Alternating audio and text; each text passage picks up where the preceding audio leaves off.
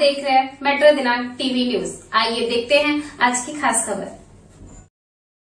पति की हत्या के लिए प्रेमी की मदद से 30 लाख की सुपारी देकर पत्नी ने कराई हत्या, 4 आरोपी गिरफ्तार। जैसा कि आप सब जानते हैं कि हमारे वेद और शास्त्रों में बताया गया है कि पति और पत्नी का पवित्र रिश्ता 7 जन्मों तक चलता है, मगर पत्नी आज अपने पति के साथ में किस तरह से विश्वासघात किया, उसका जीता जागता उदाहरण उल्लासनगर के क्राइम ब्रांच की पुलिस ने अंबरनाथ बदलापुर रोड पर एक युवक की हत्या के मामले में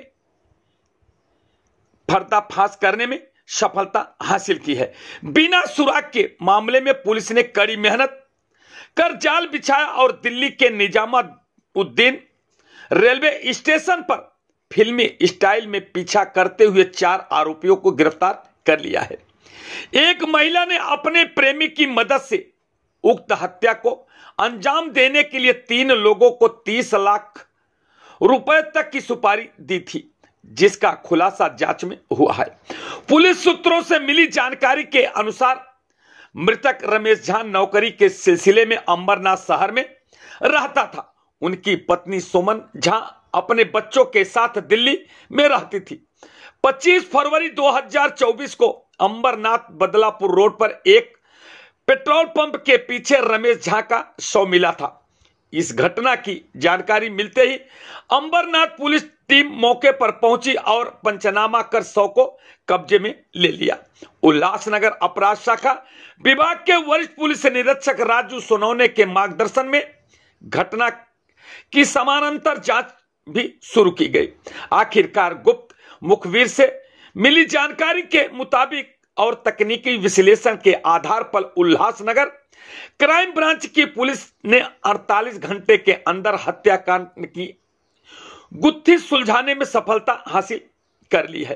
क्राइम ब्रांच पुलिस को सूचना मिली कि आरोपी रमेश झा की हत्या कर दिल्ली भाग रहा है। मिली जानकारी पर ठाणे अपराध शाखा के पुलिस उपायुक्त शिवराज पाटिल के मार्गदर्शन में सहायक पुलिस आयुक्त नीलेश सोनवने, वरिष्ठ पुलिस निरीक्षक राजू सोनवने, राजेंद्र थोरवे, गणेश गावड़े, चंद्रकांत पाटिल ने दिल्ली के निजामुद्दीन रेलवे स्टेशन पर फिल्मी स्टाइल में जाल बिछाया और 4 आरोपियों का पीछा किया और आरोपी सुमन झा, दीपक कुमार, संजय कुमार और उसके प्रेमी संतोष गुप्ता को हिरासत में ले लिया है।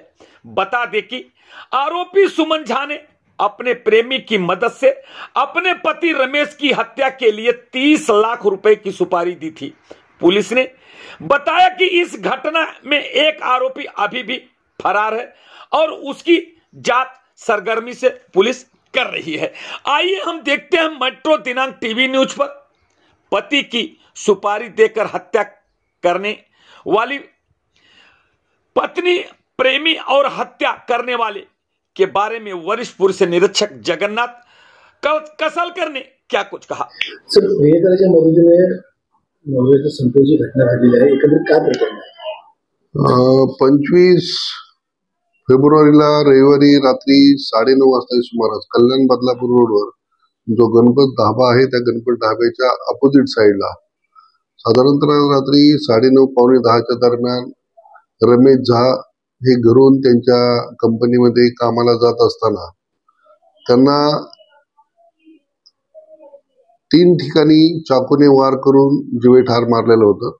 सदर प्रकरणी अज्ञात आरोपीच्या विरोधात गुन्हा दाखल होता आणि या गुन्ह्याच्या तपासादरम्यान ते त्या ठिकाणाहून 2 आरोपी पळतानाचं सीसीटीव्ही फुटेज पोलिसांना प्राप्त झालं होतं आजूबाजूच्या कॅमेऱ्यांमधून आणि त्यांनी जाताना पुढे गेल्यानंतर एक रिक्षाचा वापर केला आणि तिथून ते पळून गेले होते।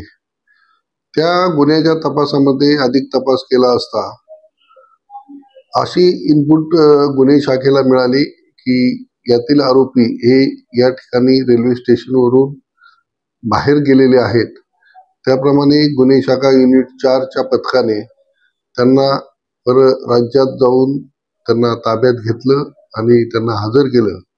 त्यानंतर सदर गुन्ह्यात जो तपास आहे त्यामध्ये अशा गोष्टी समोर आल्या की या गुन्ह्यातील जे मयत आहेत रमेश झा यांची पत्नी ही साधारणतः 10 वर्ष दिल्लीमध्ये राहत होती मुलांसोबत आणि हे कामगार म्हणून या ठिकाणी एकटेच कामावर राहत होते.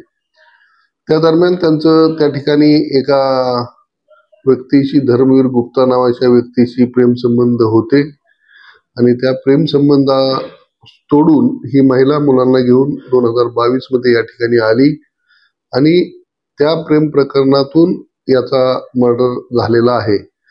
या प्रकरणी आतापर्यंत 4 आरोपींना अटक करण्यात आलेली आहे. त्यामध्ये एक बाल गुन्हेगार आहे. विधी संघर्षग्रस्त बालकाला तिकडं हजर करण्यात आलेले आहे भिवंडीकडे आणि बाकी 2 आरोपींचा आम्ही काल 5 तारखेपर्यंत पिशार घेतलेला आहे आणि मृतकाची पत्नी सुमन झा जी आहे तिला काल सदर गुन्ह्यात अटक करण्यात आलेले. या गुन्ह्यामध्ये परराज्यातील जे आरोपी आले होते ते अंबरनाथमध्येच एका लॉजमध्ये 2-3 दिवस येऊन राहिले होते. त्या ठिकाणचाही पोलीस तपास करत आहेत. त्या ठिकाणचे पोलिसांनी फुटेज मिळालेले आहेत आणि त्या ठिकाणी ही महिला त्या आरोपींना भेटण्यासाठी त्या ठिकाणी गेल्याचं तपासात निष्पन्न झालं आणि इतर पुरावे जे समोर आले त्यावरून त्या महिलेला कटाच्या गुन्ह्यामध्ये अटक करण्यात आलेलं आहे. पतीला संपवण्याचं नेमकं कारण काय आहे? त्या दोघांच्या यामध्ये तो एक अडथळा होता की त्याला संपवल्याशिवाय ती दिल्लीला परत जाऊ शकत नव्हती. हा मूळ ट्विस्ट त्यातला होता आणि त्याच्यावरून ह्यांच्या घरामध्ये पण भांडणं होत होते. त्या 2-3 गोष्टी आहेत. अजून अधिक तपासात काही गोष्टी पुढे येऊ शकतात. सदर गुन्ह्यामध्ये आमिष वगैरे दाखल होतं? हा, तर ते जे आरोपी आणलेले आहेत म्हणजे भाडोत्रीच मारेकरी आहेत तर त्यांना काही रक्कम किंवा काही जमीन प्लॉट देण्याचं आमिष आरोपींनी दाखवलेलं आहे.